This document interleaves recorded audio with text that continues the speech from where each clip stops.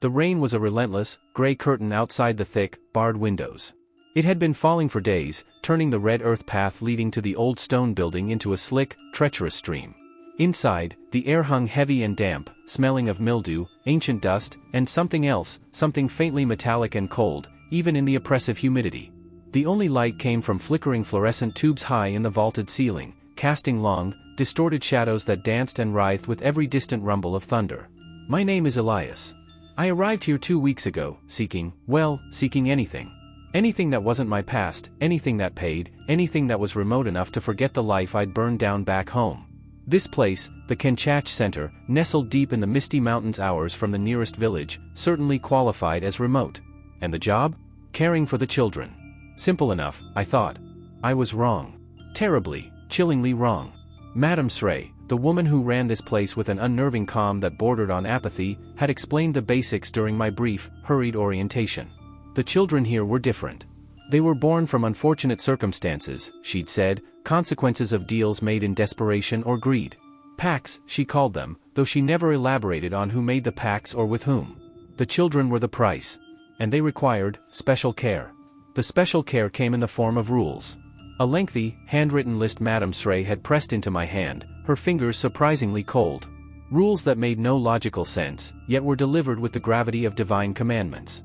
Rule 1, never, under any circumstances, look directly into a child's eyes after the sun has set. Their eyes change, she'd explained, growing deep and reflective like dark water. If you look too long, something might look back from the other side. Rule 2, always keep a small pouch of dried ginger and sea salt tied to the bedposts. It keeps the unwanted attention away. Replace it every lunar cycle. Rule 3, feed them only plain rice porridge or boiled, unseasoned vegetables. No meat, no sugar, no spice. Especially no sweets. She hadn't said why, but the absolute prohibition in her voice had been chilling. Rule 4, if you hear a child singing, leave the room immediately. Do not hesitate. Do not look back. Just go.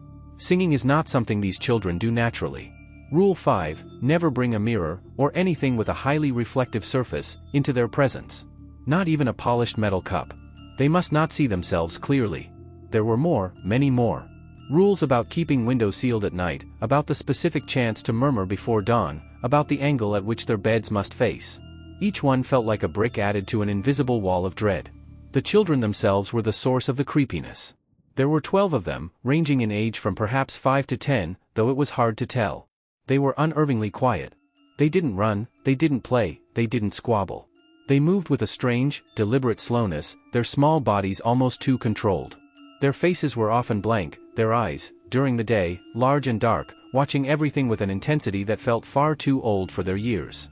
They rarely spoke, and when they did, their voices were flat, monotone, devoid of childhood inflection. Tonight, the storm felt particularly violent. Rain hammered against the roof like handfuls of gravel. The wind howled through cracks in the ancient stone walls, carrying with it sounds that were perhaps just wind, or perhaps something else entirely. I was in the main hall, finishing cleaning the few bowls left after the evening meal of flavorless porridge. 4 of the children sat on woven mats in a corner, facing the wall, completely still. They'd been like that for an hour. It was unsettling, this unnatural stillness. A sudden, blinding flash of lightning illuminated the room, followed instantly by a thunderclap that rattled the very foundations of the building.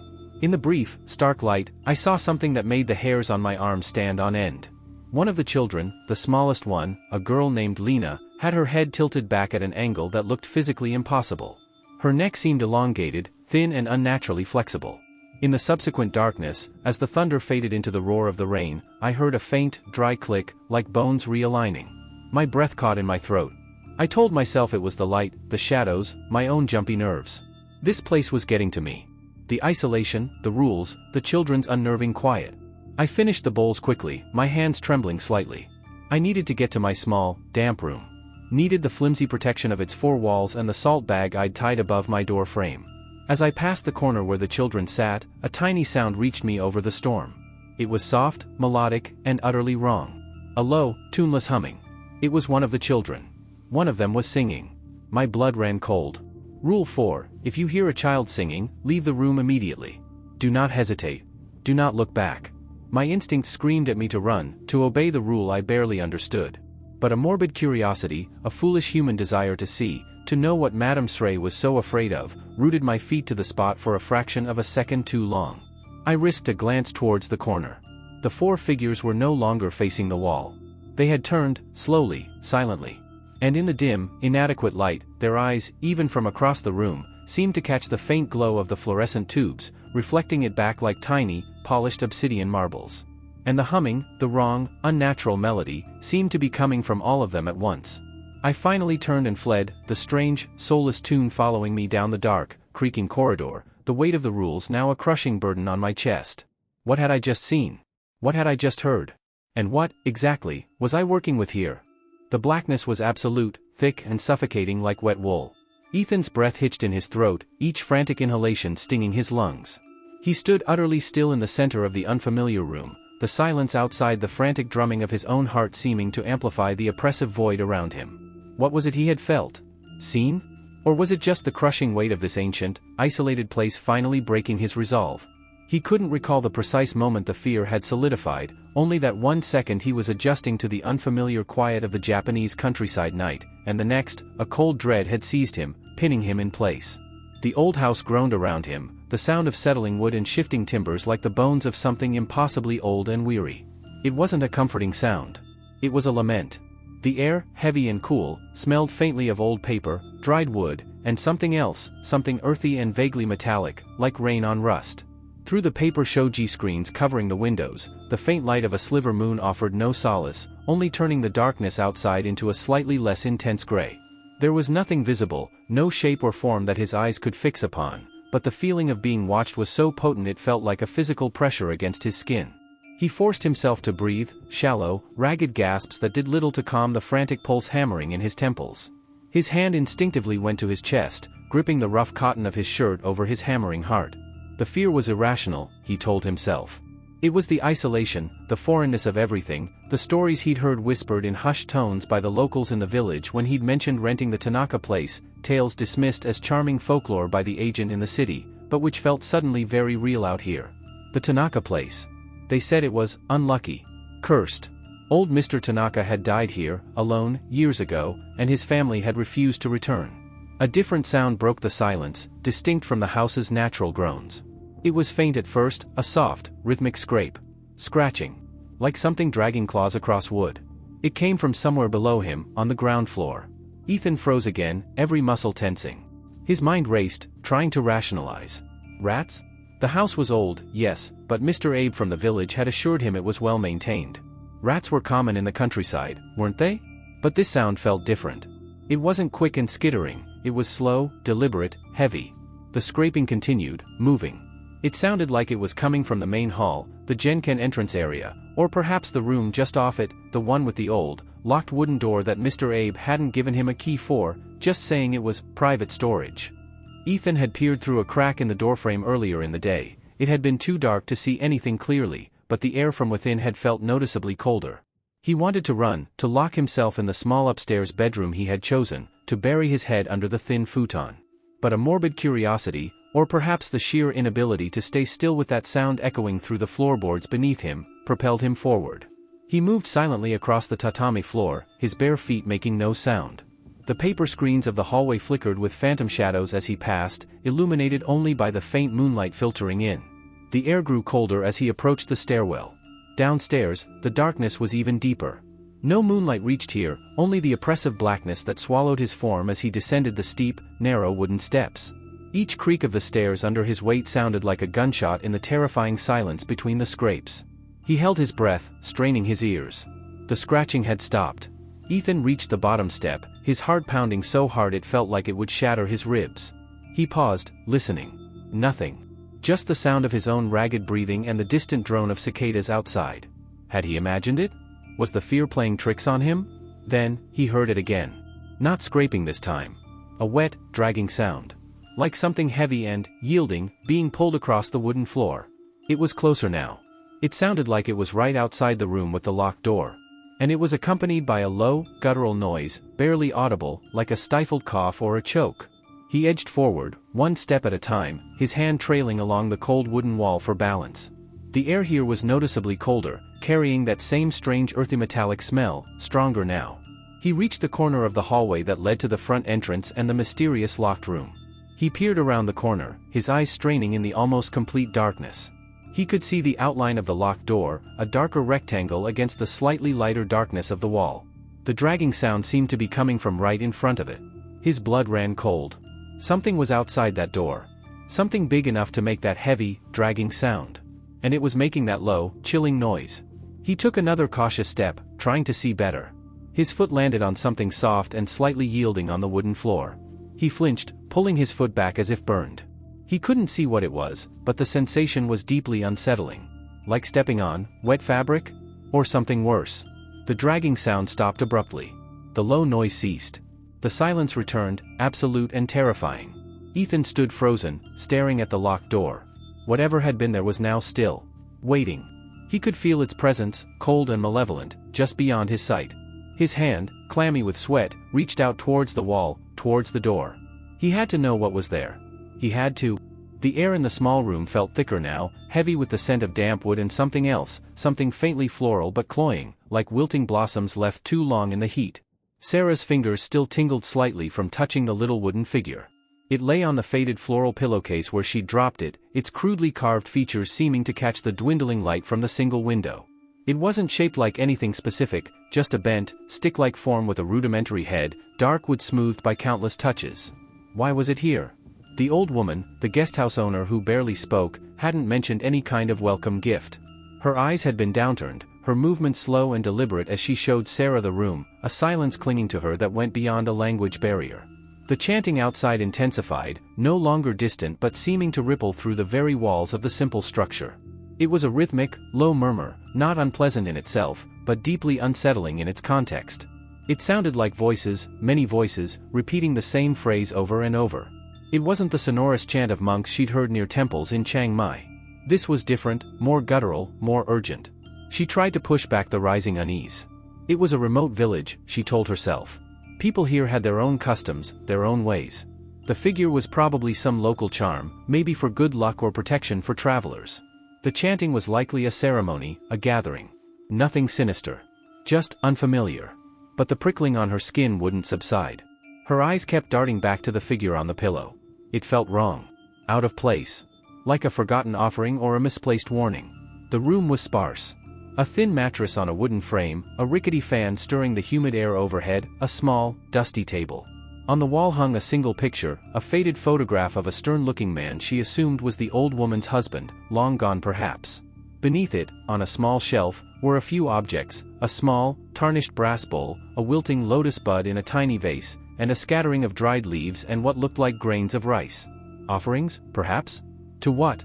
The picture? Or something else the room hosted? The chanting swelled slightly, and with it came the faint, high-pitched sound of what might have been a flute or a pipe, playing a repetitive, reedy tune that seemed to wind around the voices like a snake. Curiosity warred with a growing sense of dread. She had to see. She crept towards the window, her bare feet silent on the cool, uneven wooden floorboards. Pushing aside the thin curtain, she peered out into the rapidly deepening twilight. The guest house was on the edge of the small village, nestled against the encroaching jungle. Shadows stretched long and distorted from the few scattered huts and trees. The air outside felt cooler than inside, but it wasn't a refreshing coolness, it was damp and heavy, carrying the smells of wet earth, decaying vegetation, and that same strange, sweet cloying scent from her room, stronger now. The chanting seemed to be coming from deeper within the cluster of houses, or perhaps from the edge of the jungle just beyond. It was hard to pinpoint in the fading light. She strained her eyes, looking for any sign of movement, any gathering. Most of the windows of the other houses were dark, or glowed faintly with the light of a single lamp. The village seemed unnaturally quiet, save for that persistent, hypnotic chant. No children playing, no dogs barking, none of the usual sounds of human habitation in the early evening. Then she saw it. Or thought she did. At the very edge of the clearing, where the dense foliage of the jungle began, there were figures. They weren't standing still. They were moving slowly, almost swaying, dark shapes against the darker backdrop of the trees. They weren't distinct enough to make out details, but there seemed to be several of them, maybe 5 or 6. They weren't facing the village. They were facing inwards, towards the jungle, or perhaps towards some point she couldn't see. And their movement was synchronized with the rhythm of the chanting, a slow, deliberate rocking or bending. A chill went down her spine that had nothing to do with the temperature. There was something profoundly unnatural about their stillness otherwise, the lack of any other movement, the way they seemed to be absorbed entirely in the chant and their strange, slow dance. It wasn't a festival. It felt secretive, ancient, deeply private, and yet exposed in the twilight. The chanting seemed to reach a crescendo, a peak in its repetitive cycle. The reedy pipe sound wailed alongside it. And then, as if on a signal, the figures at the jungle edge stopped moving. They remained perfectly still for a moment that stretched into an eternity, dark sentinels silhouetted against the fading light. Sarah held her breath, her heart hammering against her ribs. She felt an overwhelming urge to pull back from the window, to hide, to lock the door, though there was no lock to speak of, just a simple wooden latch. She didn't see them leave. One moment they were there, the next they weren't. It was as if the shadows had simply swallowed them whole, seamlessly integrating them back into the dense, dark wall of the jungle. The sudden absence of movement was almost as unnerving as their presence had been. And then the chanting stopped. Abruptly. The silence that rushed in to fill the void was deafening, broken only by the persistent hum of unseen insects and the distant, eerie call of a bird deep in the trees. Sarah backed away from the window slowly, her eyes fixed on the spot where the figures had been. Her hands were trembling. What had she just seen? Who were those people? What were they doing? She turned back into the room, her gaze falling immediately on the little wooden figure on her pillow. In the dim light, it seemed darker now, somehow more significant. It wasn't just a charm. It felt like it was connected to what she had just witnessed. It felt like it belonged here, in this silence, in this darkness, in this place where the line between the village and the jungle, between the known and the unknown, felt terrifyingly thin. A floorboard creaked just outside her door. Then another. Footsteps. Slow. Deliberate. Approaching her room. The humid air thickened, clinging to my skin like a second, suffocating garment, the moment I stepped across the weathered stones marking the threshold. It wasn't just the physical change, it was a palpable shift, a withdrawal of the natural world's usual hum. The cicadas, which had been a constant, high-pitched whine moments ago, fell silent. The rustling leaves ceased their murmur. A profound stillness descended, vast and absolute, broken only by the distant, rhythmic chanting from somewhere deeper within the dense, emerald trees. The path beyond the stones was barely a path at all, merely a suggestion carved by infrequent passage through the encroaching jungle. Twisted vines snaked across the ground, threatening to trip me with every step. The canopy above, thick and ancient, filtered the already weak afternoon sun into a sickly, greenish twilight. The air carried a new scent here, not the clean earth and sweet decay of the normal forest, but something cloying and strangely metallic, like old blood mixed with overripe fruit. Small, neglected shrines dotted the edges of the trail, half swallowed by foliage. Unlike the vibrant spirit houses I had seen nearer the village, these were grayed wood, some listing dangerously, their once bright cloth ties faded and tattered. Offerings sat upon their miniature platforms, not fresh flowers or polished fruit, but withered blossoms, dark, sticky mounds that might have been rice, and small, unidentifiable objects wrapped in brittle leaves. They looked less like gestures of respect and more like hasty, desperate placations. My pulse hammered against my ribs, a frantic drumbeat in the oppressive silence. Every instinct screamed at me to turn back, to retreat across the boundary and into the comparative safety of the known forest, where the sunlight reached the ground and the birds sang their careless songs. But the chanting, it drew me forward with a morbid fascination I couldn't resist. It was low, resonant, repetitive, yet subtly discordant, a sound that seemed to vibrate in my bones rather than just my ears. It sounded less like human voices and more like the earth itself groaning. I moved deeper, each step crunching softly on the leaf-strewn ground, the sound shockingly loud in the quiet. Shadows stretched and writhed with unsettling fluidity among the gnarled trunks. I kept glancing over my shoulder, a prickling sensation on the back of my neck telling me I was being watched, though I saw nothing but the same oppressive greenery behind me. The stories the few willing villagers had whispered to me about this place, the forbidden woods or the whispering place, rushed back. Tales of restless spirits, of things that waited in the dark, of boundaries that should never be crossed after dusk. It wasn't dusk yet, but this place felt perpetually twilight. The chanting grew louder, and I could discern individual tones now, a low drone beneath a higher, keening rhythm. It seemed to emanate from a small clearing ahead, where the trees thinned slightly. As I cautiously approached, peering through the screen of leaves, I saw them. Figures. Perhaps a dozen or so, arranged in a rough circle. They were cloaked in dark, simple wraps that obscured their forms, their faces hidden by deep hoods or turned away from me. They moved with a slow, deliberate swaying motion, their bodies synchronized to the rhythm of the chant. In the center of the clearing, lit by the faint, filtered light, was a large, irregular stone, slick and dark as if wet. And arranged around the stone, and upon it, were more offerings. Not like the withered ones on the trail. These were different. Darker. Lumpen and indistinct in the gloom, but radiating that same metallic, sickly sweet scent that now made my stomach churn. The air in the clearing felt even heavier, thick with an energy that was both ancient and deeply wrong. The chanting swelled, filling the small space, a guttural, primal sound that seemed to bypass my ears and resonate directly inside my skull. I pressed myself against a large tree trunk, trying to merge with the shadow, my breath catching in my throat. As the chanting reached a fever pitch, the figures intensified their swaying. I strained my eyes, trying to make out details within the circle. I thought I saw movement on the stone that wasn't just the swaying of the figures' shadows. A ripple? A shift? Something about the shape of the offerings, they didn't look like inanimate objects. Then, as suddenly as it had intensified, the chanting cut off. The silence that fell was not just an absence of sound, it was a vacuum, a pressure that seemed to push in on me from all sides. The figures in the clearing froze, utterly still, their hooded heads angled towards the central stone. And in that absolute quiet, I heard another sound. A soft, wet thud from within the circle, followed by a low, sibilant hiss that was definitely not human. The air around me grew suddenly cold, prickling my skin. I felt it then. A distinct, unnerving sensation of being watched. Not by the figures in the clearing, their attention seemed focused on the stone, but by something else. Something closer. Something behind me. Slowly, agonizingly, I began to turn my head, my eyes scanning the dense, silent growth I had just emerged from. The shadows seemed deeper now, thicker, coalescing into shapes that my mind desperately tried to dismiss as mere tricks of the light. Then I saw it. Just for an instant. A flicker of movement at the very edge of my vision, lower than human height, half hidden behind a veil of hanging vines. A pair of eyes, reflecting the dim light with a dull, unsettling gleam. They weren't animal eyes. There was an intelligence there, cold and ancient, fixing directly on me. And then, just as quickly, it was gone. The vines settled back. The silence stretched, heavy with unseen presence. I knew, with a certainty that chilled me to my very core, that I had been seen crossing the threshold. And whatever waited in these woods was now aware of my intrusion.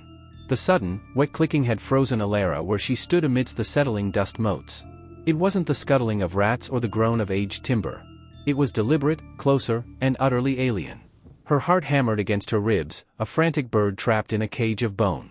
The air, already thick with the smell of mildew and something else, damp earth, decay, and a faint, sickly sweetness, seemed to press in on her, making it hard to draw breath. She was in what felt like the main room of the abandoned house, a place the villagers whispered about, nestled deep in the shadowed folds of the valley. The single window was a grimy patch of gray against the encroaching twilight. Walls, once perhaps painted with cheerful folk patterns, were now peeling canvases of damp stains and cobwebs. In one corner, a small, wooden shelf still held what looked like a protective amulet, carved from blackened wood into a shape Alara didn't recognize, draped with cobwebs thick as felt. It felt less like a forgotten charm and more like something actively watching her. Silence descended again, heavier this time, amplifying the sound of her own ragged breathing and the frantic pulse in her ears. Had she imagined it? No, it had been too distinct. A click, followed by a soft, wet slurp. Like something small and many-legged navigating a slick surface. Her mind, tired from the day's unsettling explorations and the pervasive dread of the place, immediately conjured images from the local legends the innkeeper had reluctantly shared, stories of forest spirits that mimicked sounds, of things that lived beneath the floorboards or in the walls of forgotten houses, drawn to loneliness or fear. She clutched the small, inadequate flashlight in her hand, its beam a weak pool in the gloom. Her first instinct screamed at her to run, to burst back out into the cold, crisp air and not stop until she reached the distant lights of the village. But the sound had come from deeper within the house, down a narrow, dark passage that branched off the main room, towards what looked like the kitchen or perhaps a pantry. And an awful, morbid curiosity, the curse of her chosen field of research into regional folklore and abandoned places, held her rooted. She had to know. Or perhaps, a more primal fear warned her that whatever made the sound might already be between her and the door. Cautiously, she took a step towards the passage. The floorboard creaked loudly under her weight, a sound that echoed unnervingly in the stillness. She winced, freezing again, listening. Nothing. Just the house settling, or something else waiting. The passage was utterly black, swallowing the feeble light of her flashlight. It smelled worse down there, the sickly sweetness stronger, layered with something acrid, almost like old copper or dried blood. She raised the flashlight higher, its beam cutting a wavering swathe through the darkness. The walls of the passage were rough-hewn wood, damp and slick in places. There were no windows here. As she moved deeper, the floor sloped slightly downwards. Her hand brushed against the wall, and she pulled it back quickly. The wood felt slimy. She shone the light downwards, seeing patches of dark, viscous liquid staining the floorboards in irregular patterns. It wasn't water. The smell intensified, making her stomach clench. She reached the end of the short passage, finding herself in a small, cramped room. This must have been a storage pantry or a small larder. The air here was colder, stagnant. The flashlight beam revealed bare shelves along the walls, mostly empty save for a few cracked earthenware pots and a small, wooden box carved with intricate, unsettling patterns that seemed to writhe in the unsteady light. The floor was the same stained wood as the passage. And then she saw it. In the center of the room, directly beneath a dark stain on the ceiling, lay a cluster of small, white objects. They looked almost like discarded pebbles at first glance. But as she directed the flashlight beam fully onto them, illuminating their shape and texture, a gasp caught in her throat. They were teeth. Human teeth. Dozens of them, scattered on the floorboards, some gleaming dully, others stained brown or red. Small ones, large ones, molars and incisors, mixed together in a horrific, unnatural pile. They looked recently dislodged. And amidst the teeth, she saw the source of the sound. Crawling slowly across the pile of teeth, its multiple segmented legs clicking softly on the hard enamel surfaces, was a creature unlike anything she had ever seen. It was roughly the size of her hand, its body a bloated, pale gray, covered in fine, translucent bristles. Its head was a confusion of small, dark eyes and twitching appendages, one of which ended in a sharp, curved point. It moved with a disturbing fluidity, pausing occasionally to dip one of its feeding parts into the dark stains on the floor or to seemingly mouth one of the teeth with a wet, sucking sound. The creature wasn't just on the teeth, it seemed to be feeding on whatever residue clung to them, or perhaps on something else entirely. Its presence here, surrounded by this grisly collection, felt profoundly wrong, a violation of nature. This wasn't a common insect or rodent. This was something else, something tied to the house, the legends, the palpable dread. A faint scraping sound from directly above her head, in the darkness beyond the flashlight's beam, made her jump violently. It wasn't the clicking of the creature on the floor. It was heavier, slower. Like something dragging itself across rough wood just above the low ceiling. The air grew colder, the sickly sweet smell suddenly overwhelming, making her gag. The creature on the floor froze, its many eyes seeming to turn in unison towards the ceiling. Ilara slowly raised her flashlight, dread coiling tight in her gut, towards the source of the scraping sound. The small wooden box felt unnervingly light in Sarah's trembling hands. It rested on the dusty floorboards of the kara, the musty smell of old paper and forgotten things clinging to the air like a shroud. She had just discovered it hidden behind a loose panel near the back wall, a spot she'd only noticed because a stray draft had rattled it loose during the brief, brutal gust that had swept through the trees outside moments ago. The storm had calmed now, leaving behind only the heavy, suffocating silence of the deep countryside. The box itself was small, no bigger than her two palms pressed together.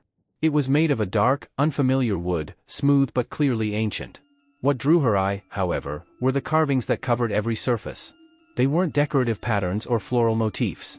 They depicted distorted figures, spindly, elongated limbs ending in too many fingers, heads tilted at unnatural angles, their faces replaced by swirling voids or gaping maws. Interspersed among these were twisted, unnatural animals, like skeletal birds with human eyes or creatures that seemed to be dissolving into smoke. The style was alien, deeply unsettling, unlike any traditional Japanese art she had encountered in her folklore research. A cold dread, sharp and immediate, pierced through her initial surprise. This didn't feel like a family heirloom or a simple storage box. It felt wrong. Forbidden. Like something meant to stay hidden, buried away from light and life. Her fingers, numb with cold despite her nervous energy, fumbled with the simple metal clasp on the front. It was tarnished and stiff, resisting her for a moment before giving way with a faint, rusty click. The lid didn't spring open, it had to be lifted carefully. As she raised it, a faint, dry whisper of sound escaped, like old paper crinkling or brittle leaves skittering across stone. Inside, nestled on a bed of what looked like faded, brittle silk the color of old blood, lay a single object. It was small, no larger than her thumb, and unnervingly detailed despite its age and desiccated state. It was impossible to tell what it had once been. It was dried, shriveled, the texture rough and porous like ancient bark, yet it possessed a definite, unsettling form. It looked organic. Like a part of something living that had been carefully, meticulously preserved in its final moments of agony or transformation. There were faint ridges and hollows that hinted at bone or cartilage, and the surface was etched with fine, almost invisible lines that could have been veins or capillaries. A faint, metallic scent, like old pennies and dust, emanated from it. Sarah felt a wave of nausea wash over her. This wasn't just old, it felt profoundly other. Her academic curiosity, the drive that had brought her to this isolated region to study local legends and forgotten practices, warred with a visceral instinct screaming at her to slam the box shut and bury it again. This object, whatever it was, felt steeped in the kind of dark folklore whispered about in hushed tones, the sort people denied existed in the modern world. She was in a kara, an old storehouse separate from the main house, built of thick earth walls and heavy timber. It was meant to protect valuables from fire and theft, but now it felt like a tomb.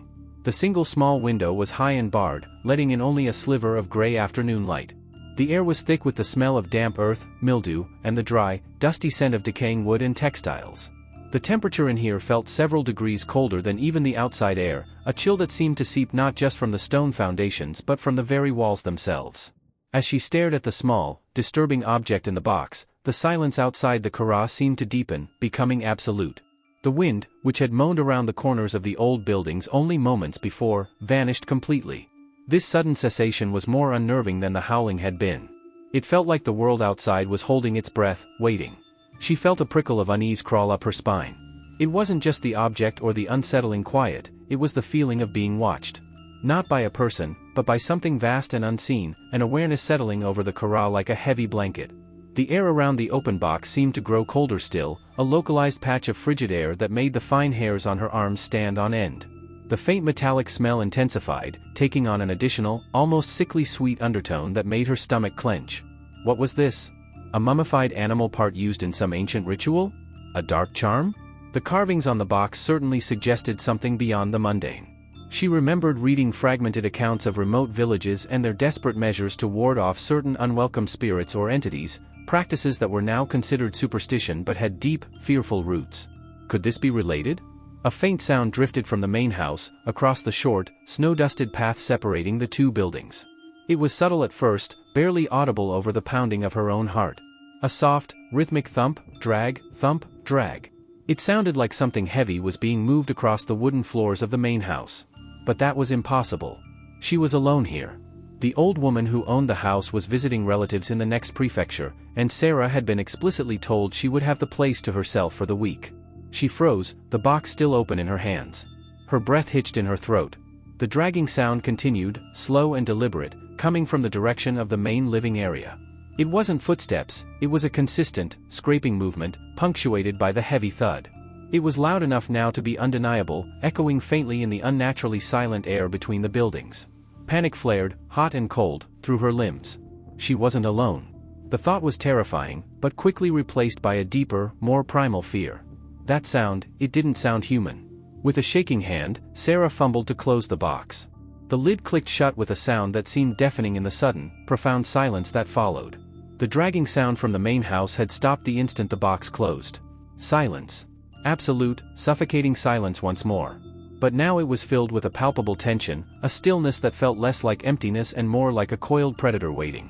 She clutched the dark, unsettling box tightly, its cold weight a terrifying reality in her palm. The kara felt like a trap. The main house felt like a threat. She was caught between them, the silent, watchful dark pressing in from all sides.